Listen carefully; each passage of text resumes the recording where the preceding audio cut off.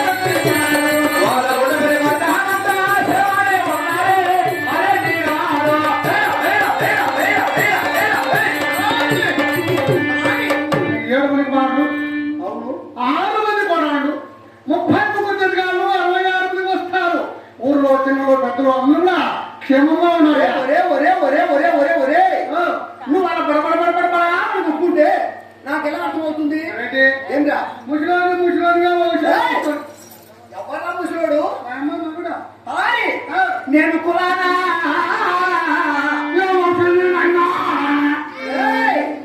ఒక రెడీ కదా నా పేరు నా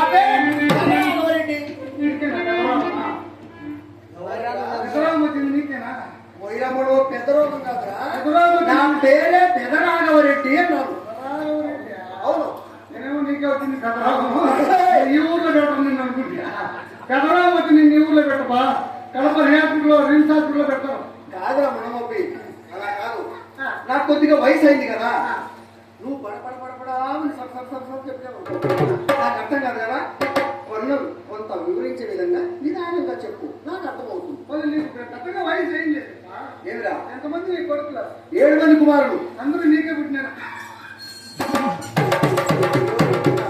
అమ్మకి ఎంతమంది నీకెంతమంది అంటే అమ్మకి సపరేట్గా నాకు సపరేట్గా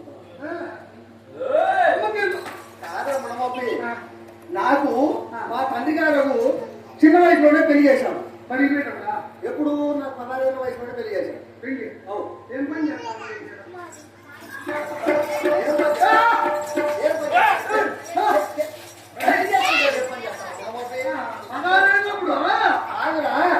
నాకు 16 సంవత్సరాల వయసులోనే నా తండ్రి గారు వివాహం చేశారు పెళ్లి అయిన వెంటనే బిడ్డలు పుట్టారు కాదురా ఒక సంవత్సరానికి అట్లా అంటే 7 సంవత్సరాలకు 7 సంవత్సరాలకు 7 మంది బిడ్డలు ఏటా బాలిత మా ఊర్లో నల్లకొక్క 12 పిల్లలు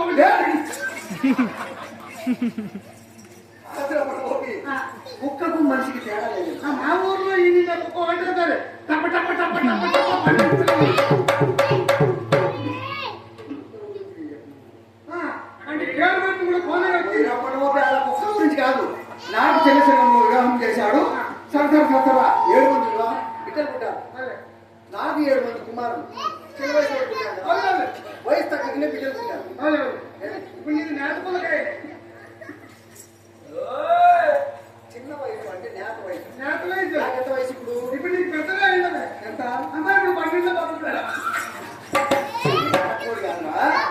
12 చిన్న పిల్లలు నా చిన్న కొడుకు వయసు ఏదేమైనా సరే మన ఓరుడు పట్టణంలో నా 7 మంది కుమారులు 6 మంది కోడళ్ళు 30 చేతకాలు 66 మంది కూరవాళ్ళు నాకు అందరూ క్షేమంగా ఉన్నారు ఏం చూడాల్సింది పెళ్ళేస్తా ఏ ఇబ్బంది పట్టణంలో నీ కొడుకు కోడళ్ళు అల్లుళ్ళు ఆడపడులు మనకు ఊర్లో ఉన్నటువంటి ప్రజలందరూ కూడా రాఘవరెడ్డి గారికి జై జై జై జై జై జై చేస్తా. మరి ఓరుకుండవు నా 7 మంది కుమారులు 6 మంది మా ఇంటికాడనే. సేద్యాలు పరివారులు రామలక్ష్మణ నాకేం తెలుసా? ఓ చేద్దాం వ్యవసాయం వ్యవసాయం వ్యవసాయం అంటుంటారు. వ్యవసాయం అంటే ఆ ఓరుకుండవు ఏమి లేదు తెల్లవారితే వాడిద్దరు పెట్టుకొని బయట బుధాలు పెట్టుకుని పెట్టుకొని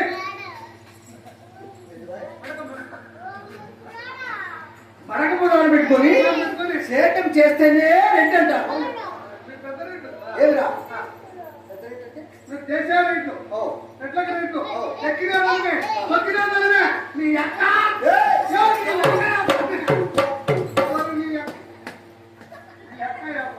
మరి ఏది ఏమైనా సరే పరిమాణాలు ఎలా జరుగుతున్నాయి ఈ ఊరికి చెప్పాలి. అలాగే చెప్తున్నాయా అవునా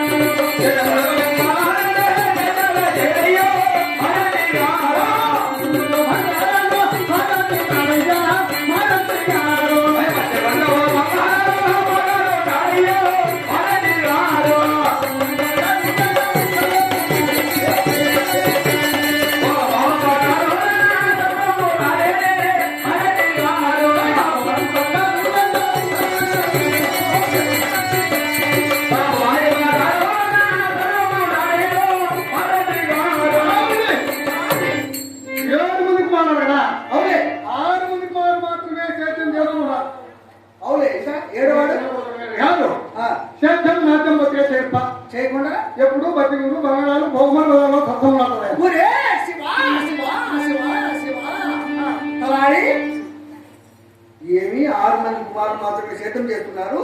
నా 7వ కుమారుడు వెంకరెడ్డి గారు సేద్యం చేయలేదన్నారు. అంటే వాడు సేద్యం చేయాలి, వాడి పనికి రావాలి, వాడి పరిమాణం చేయాలి, వాడి రీతికి రావాలి. అంటే వాడికి ఏం చేస్తే వాడు రీతికి వస్తాడు, వాడు సేద్యం చేస్తాడు, వాడు పైలేకి వస్తాడు అనే విషయం చెప్పాలి. బిడ్డలు పుట్టించుకున్నాను, నీ బిడ్డల సంగతి నువ్వు చూసుకోవాలా. నా బిడ్డలు పైకి రావాలని ఏం పని చేయాలి? నిన్ను ఇట్లా సలహా చెప్తామనే కదా నా దగ్గర పెట్టుకోండి. ఇట్లా సలహా చెప్తామనే కదా. మరి నేను సాయిబుల్ పొలకాయ సాయిబుల్ పొలకాయ నువ్వు సాయిబు అదే పిల్లకాయ సాయిబుల్ పిల్లకాయ నువ్వు. మేము కాలాలు తగినట్టుగా వ్యాపారం చేసి బతుకుంటాం. మాకు చెంటు భూమి లేదు. నువ్వు సాయిబు కానీ ఏమన్నా కానీ మా ఇంటికి వచ్చాను చేయదేమో కొడుస్తాను. అయ్యా మీ మీదే కొడుస్తాం. ఏం కొడుతాను? ఎందుకంటే శివ శివ అంటాం. ఒకసారి పోతారా శివ శివ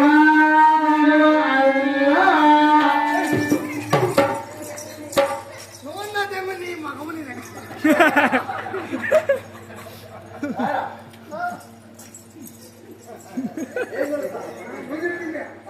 ఆయన మీరైతే మారంటే కావచ్చు.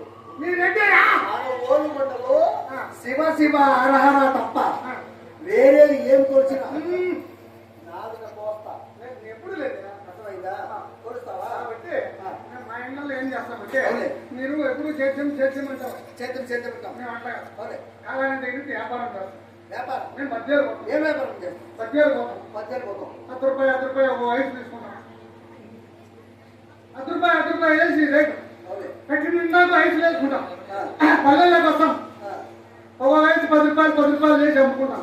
నీకు మన ఎవరికైనా ఒక ఐస్ ఇచ్చి కాదురా ₹10 ₹10 అమ్ముతావా? అంటే నేను మోసం కదా. మోసం చెప్పినా నీకు మన ఎవరికైనా ఐస్ ఇచ్చి నేర్పింది. అది మన విషయమే లేదు. మా తీర్చి నిందా కొనుక్కున్నాం. ఎక్కడి తీపుంటారు తెల్లంగా ఏం తీరింది?